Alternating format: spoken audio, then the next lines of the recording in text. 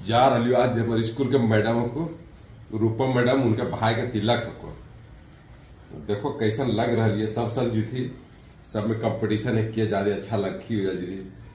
तिलक के बात नहीं, कुटुम्बा नहीं कर रही लड़कियां के बहनी के स्कूल के सब वो स्टाफ है।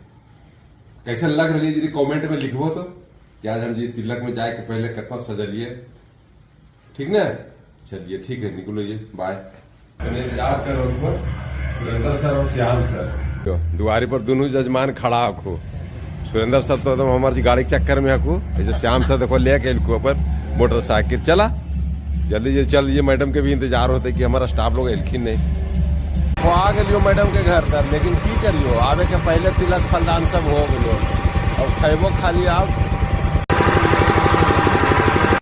देखो मुकेश जी पहले से लगल खूब मार।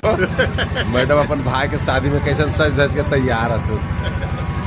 तो आ गए सीट अपन कैप्चर कर ले लियो, आ गलो पत्तल उत्तल देखो कैसे टूट पड़ा लिखे रमैदे के साथ। बाप रे बाप, मुड़िया देखो सुरेंद्र सर में मुड़िया, सब मुड़ी। मुकेश जी भी देखो खाली मुड़िया खा रहे, यानी जितना कुछ सब मुड़ी में दिमाग हो, इसीलिए सब ले। चलिए शुरू करा। ओ हरियर